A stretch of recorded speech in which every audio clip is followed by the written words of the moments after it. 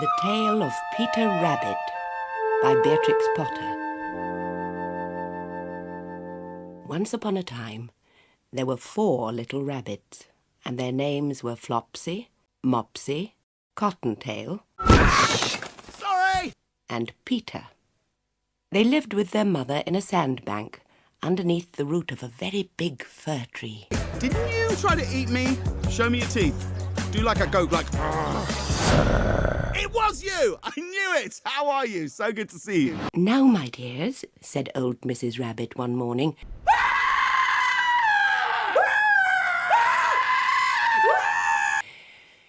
you may go into the fields or down the lane, but don't go into Mr. McGregor's garden.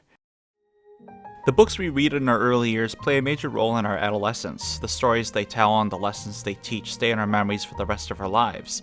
But what exactly makes a good kid's book? What makes them last? Pretty much any good book we read or had read to us as children teach a simple lesson in very few words, often with likable characters and some sort of emotional connection. They're short and sweet. So adapting these stories to a feature-length film becomes a challenging task. What can you add to the story while staying true to the original book's message? Many children's books have been adapted to film over the years. Sadly, a lot of times they just feel like the studio capitalizing on the name recognition alone and have no intent to expand the book's story with any sort of grace or dignity. Let's take a look under the hood. Yeah. Where's my jack? Sorry. I'd like to talk about an adaptation that really has no reason for being as good as it is.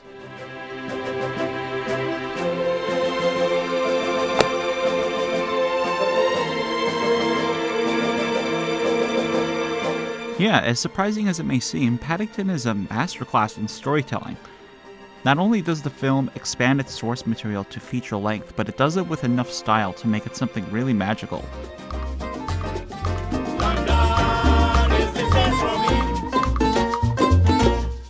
First, let's talk about the book.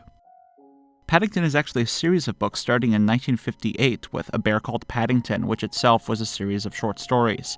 When adapting Paddington to a movie, the filmmakers could have easily plugged in a lot of these short stories, but since each story has its own message, they might not have flowed well together. And while the film does include some minor story beats and characters from other stories, they decided to keep it simple by just expanding on Paddington's first short story, Please Look After This Bear. This story is only about a dozen pages long, and for the sake of clarity, I'll be referring to this short story as the book. The plot of both the book and the movie can be easily described in one sentence. The Browns take in Paddington the bear as part of their family when he arrives in London from his home of darkest Peru. Like I said before, a filmmaker's greatest challenge when adapting a story this short to feature length is keeping the themes and tone in line with the original story. The writers need to realize that liberties need to be taken, and the choices they make is what separates a good adaptation from a bad one.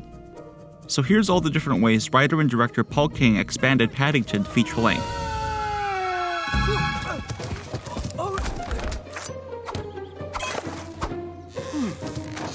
Good morning, Aunt Lucy. First, let's take a look at the story itself. The actual events of the original Paddington short story only take up about 5 minutes of the 95-minute runtime of the movie. That's what you're seeing now. The first thing the movie adds to the book is an explorer that visits darkest Peru. He's the one that introduces the bears to London culture and marmalade. He also gives Uncle Pastuzo his hat, which later becomes Paddington's. Then early on, the uncle actually dies and Paddington's home is destroyed. This is the reason why Aunt Lucy sends him away to London. Right up front, the movie's not afraid to scare kids a little bit, get them emotionally invested, have some stakes. What are we going to do? In the movie, the Brown family doesn't take in Paddington right away. So Paddington wants to find the explorer to give him a real home. This adds some complexity as the Browns have to come around to appreciating Paddington. In fact, London as a whole isn't as welcoming as it is in the book. Manners. Here goes. Good morning. Really tipping it down, isn't it? Oh, strange. How do you do? There is the introduction of Mr. Curry, the racist get-off-my-lawn neighbor who doesn't like bears in his neighborhood. Then there's an introduction of a villain named Millicent, played amazingly by Nicole Kidman, who wants to stuff Paddington for display. Without spoiling anything, this character pays off really well. Then there's a mix-up that happens that makes the family lose trust in Paddington. This is kind of a cliche, but it kind of works because the family wasn't really 100% on board with Paddington right away. Then the family misses Paddington because he's such a good soul, and they decide to save him when he's captured. The movie also introduces the origin of Paddington's marmalade, his hat, and his coat. This could have been really lame and unnecessary, like who cares where he got his hat? But they actually serve as important symbols in the story.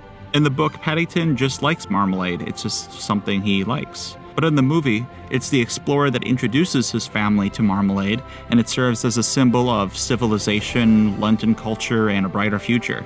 Paddington's hat is also from the explorer. The explorer gives it to his uncle in darkest Peru, and after the uncle dies, Paddington takes it. So it serves as another memory for the explorer as well as his deceased uncle. And later on in the movie, the Browns give him his iconic blue coat, which is a symbol for his new home. Wooden buttons for ease of pull? And these 2 sandwich compartments are an excellent idea. I must say it suits you very well. In short, everything added is an extension of the themes in the book, the main theme being the life of an immigrant. The explorer serves as kind of an introduction to this other world that the bears aren't aware of, giving Paddington a fantastical view of London. Lesson 3. It's dusk, and you pass a stranger in the street.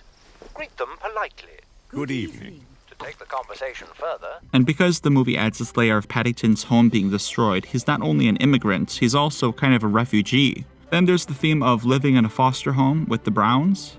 There's even this great bit about the implications of living in an orphanage. What if you don't know anybody? Well, in that case, the authorities will house you in some kind of government facility. What? Like an orphanage? No, not an orphanage. It would be more like an institution for young souls whose parents have, sadly, passed on.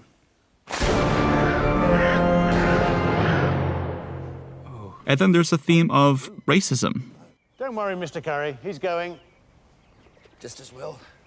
Don't want to be kept up by any of your loud jungle music.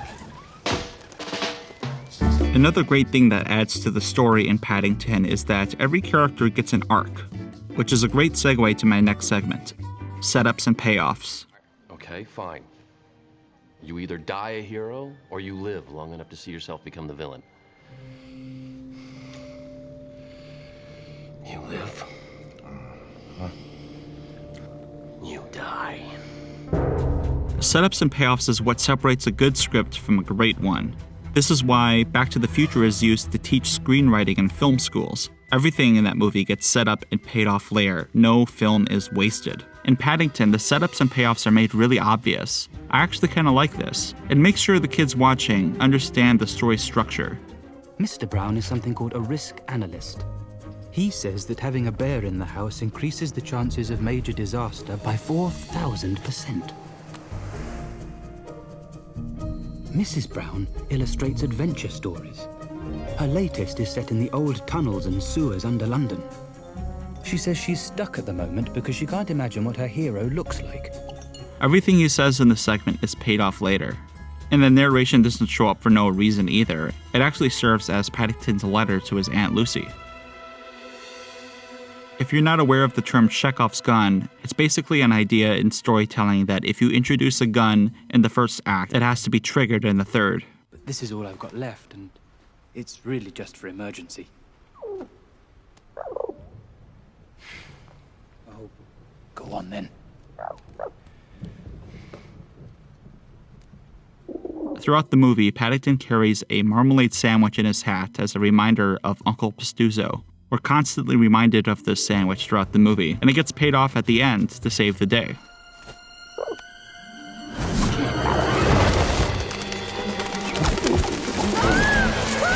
But most importantly, to add to the story and to make the characters have depth, everyone gets an arc in this story. Paddington wants to find the explorer to feel welcome because London isn't what he thought it was, but in the end he ends up being welcomed by the Browns. Mr. Brown is a real safety nut in the beginning because he has kids. Then he learns to loosen up and live a little dangerously. Mrs. Brown wants to write adventure stories, but she can't figure out what her hero looks like, and she ends up finding him in her own husband. Trudy likes learning other languages. Paddington teaches her to speak bear, and in the end she uses that to save him.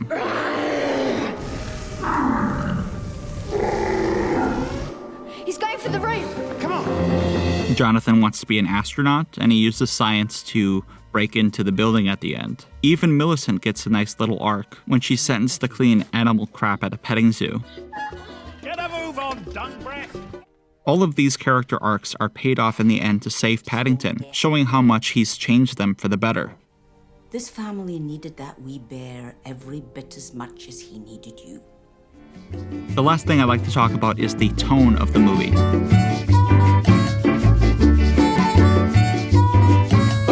The book has a very charming atmosphere. It's very colorful, and the dialogue is very proper and polite. In the movie, they keep that same charming quality, and the dialogue is very similar. And as they drew near, it stood up and politely raised its hat.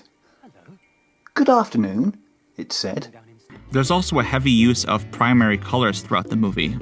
A nice little detail I noticed the last time I watched this movie is that the colors actually get a little bit dull when Paddington leaves. Nice touch. Paddington is also really funny. There's a really charming comedic tone set up right off the bat with the Explorers film. I travel light, carrying only the absolute essentials. Maps, rations, modest timepiece, and travel piano. There's a lot of what I call kid logic, but it doesn't patronize. It's willing to break rules for style. For instance, people aren't really surprised by a talking bear. What it is we have a guest for the night, a bear, and I just needed some extra cover for any Yes, a bear. No, a real one. About 3'6". Grizzly? Not particularly. Mind you, I haven't seen him in the mornings. There's way too many jars of marmalade for that suitcase. My favorite bit is this British guard who gives Paddington a sandwich from his hat. Possibly my favorite thing about Paddington is the way it goes above and beyond with these little creative flourishes throughout the movie. This is what I think makes this movie really special. The first thing I noticed is this really great bit with the lost and found sign in Paddington Station. Oh, hello. There's this really fun thing the movie does with the music. There are these kind of exotic songs with lyrics that pop up in the movie, and then the band shows up. I really, really like this. Then this part actually kind of gave me chills. When Paddington first arrives at the Browns' house, there's this staircase with these flowers painted on the wall. And when Paddington leaves, the flowers sort of fade away. And when he comes back, they bloom again. Beautiful stuff. Then there's a couple bits that are very inspired by Wes Anderson, like this house opening up, and this awesome little coffee train that's then used to tell Mr. Gruber's backstory. And like I said before, there is the Explorers film in the beginning, and later on, Paddington finds this film, and he walks into it, bringing him back home. There's a lot more to appreciate about Paddington that I didn't mention, but that pretty much wraps it up. I think there's 6 important lessons filmmakers can take away from Paddington. Number 1, show, don't tell. Film is a visual medium, and the more you can utilize that, the more interesting your movie is going to be. Number 2, expand the themes of the original story with an additional story. You're going to have to add some things. Make them worth it. Number 3, have a distinct style and look. Make your movie look beautiful, use color, use interesting angles, do everything you can to make this visually interesting. Number 4, don't treat your viewers like they're dumb. Kids are smarter than we give them credit for, and we shouldn't be afraid to make them feel a little sad, a little scared, and generally just treat kids with respect. Number 5, make bold but logical choices and the readers will forgive you. Film is a different medium than books. They're not meant to be the same. Don't be afraid to make it a little bit different. And number 6, and most importantly, have fun.